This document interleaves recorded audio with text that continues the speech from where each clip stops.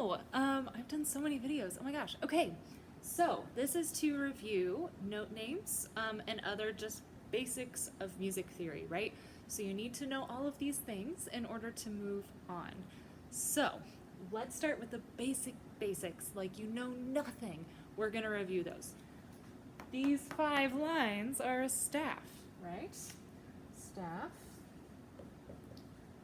This is where notes go. Hopefully you know that, but if you don't, now you do. So, staff. We're going to be looking at both treble and bass clef. If you're in Rhapsody, you'll only really be reading music in treble, but you still need to know bass too. That's nice. So you need to know both. So this swirly guy is a treble clef, right? Treble clef, and that is for upper voices, so soprano and alto voices. Sometimes young boy voices will also sing in treble clef. So there you go. Then bass clef is the lower clef for tenor and bass voices, and sometimes contraltos if you're a really low singing girl. You need to know both of these. Both of the clefs will change the notes that are on the staff, right? And that's really important and can be confusing sometimes. So the notes that are on the treble clef will not be the same as those on the bass clef. And I'll get to that. When you see numbers here, this is your time signature, right? Right now I just have 4/4 up because that's usually the one that you'll see.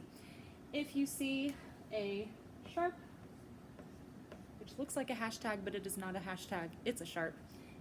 You can see sharps or flats. Flats look like little B's, right? You can see either one of these in our key signature, which will be right before the time signature. And we're gonna go through key signatures later. So this is just like note name review, right? And like basic review.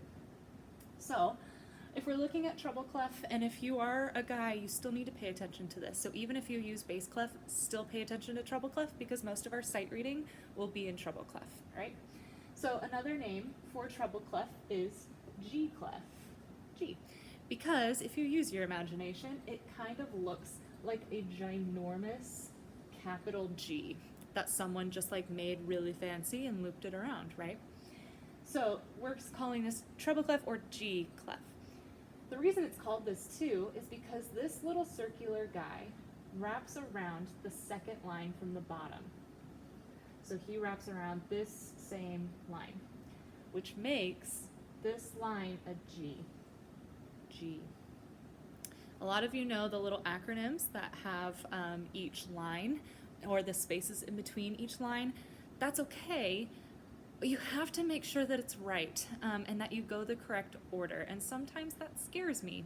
So as long as you know that that is G, and then you're able to count from there is usually the sure way to making sure that your note names are correct. So when you are going down the staff, so you're going this direction in the staff, you're going to go backwards in the alphabet.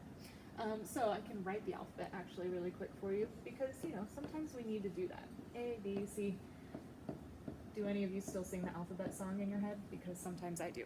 All right, so A, B, C, D, E, F, G. So right now we're at G.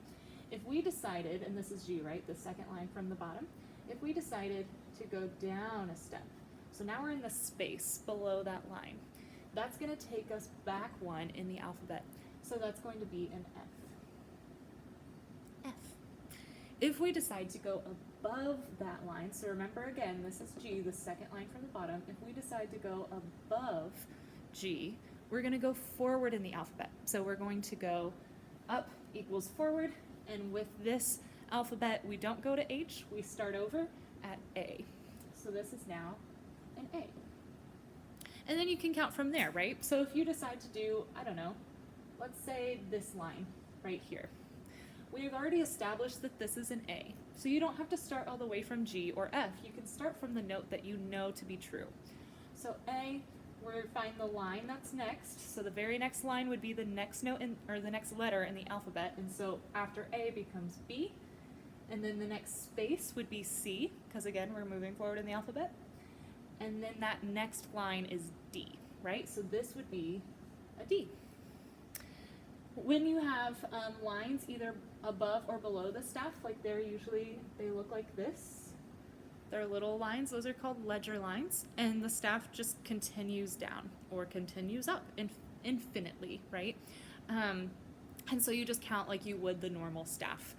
You need to do this so much that it is second nature to you. So you're able to look at a line and know what it is. Take some practice, but once you get it, it will help with everything that we do in choir. Okay, so now let's look at bass clef, right? So bass clef kind of follows the same rules, except it's a different letter that we find from the clef. So another name for bass clef is F clef, if you're like, I don't know, really fancy. So the reason being is because it looks like a really giant fancy F. Now I've had a lot of people that are like, no it doesn't. Yes it does, don't be a jerk. It kind of does. If you were to start the line from the F there, and then make these lines dots. And then it becomes a bass clef. I don't know, it was just a whole bunch of really old, now dead European composers who decided all of this. So don't be mad at me, be mad at them. But that's just how it is. So this is an F clef, and the way you find your first note is in between these two dots. So notice those dots are in spaces. In between is a line, right? This line right there lines up. This is F. So looks like an F is an F. Looks like a G is a G. See? So this is an F. I'm writing really terribly, so hopefully you can read that. This is an F. It works the exact same way. It's just starting from a different place, right?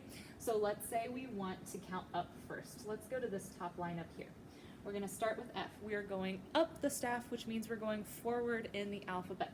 So we're thinking from F, we go up a space, and now we're at G. So that space right there is going to be G. And then we go up one more, and that starts the alphabet over, and we're at an A. Boom, like that. Yes? Then if you go down, same thing. Let's go, let's go all the way down. How fun is that? Starting at F, line is F. The next space, remember now we're going down, so we're going backwards in the alphabet. We go back one from F is E, so that space right there would be E. This line right here would be D, space C, line B, space A, line G. So this line right here is G. Here's what you can do. You can absolutely, anytime you're doing any kind of quiz, written, virtual, doesn't matter. You can write this alphabet out at the top of the page, and I will not care if you need to count. If like the first, 7 letters of the alphabet don't just come naturally to you, that's fine. It doesn't have to. You can write it down. The other thing that you absolutely can do is write your first note that you found from your clef, which is going to be right always. Always, always going to be right. And so you can always write in your G if you're in treble clef. You can always write in your F if you're in bass clef, and then work from there. Don't feel bad for counting. If you want to use the acronym, that's fine, but I'm not going to teach it that way because a lot of people can get confused from that. If you have it, just make sure that it's going the right direction, right? You don't want to do face, but then start on the wrong end. So just make sure that you're doing it correctly, and everything should be good. So now with that, you should be ready to take your little quiz. All right, let me know if you have any questions.